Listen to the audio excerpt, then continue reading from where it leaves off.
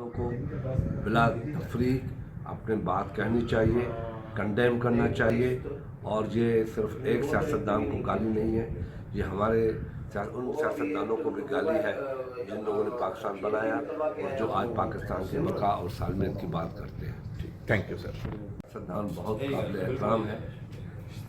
آج جس پاکستان کے اندر ہم بیٹھے ہیں اور ہمارے پاس ہمارے چھت کے اوپر ہمارا جھنڈا ہے اور اس کے سائے تلے ہم سب آزادی کی زندگی بسر کریں۔ ہاں، بہت سے مسائل ہوئے ہیں، کیوں ہوئے ہیں ان کا بھی ریزن پاکستان کا عوام جانتے ہیں، اور یہ المنڈا بھی جانتا ہے، المنڈا کو بھی سب پتہ ہے کہ سیاستدان ایسے نہیں ہیں۔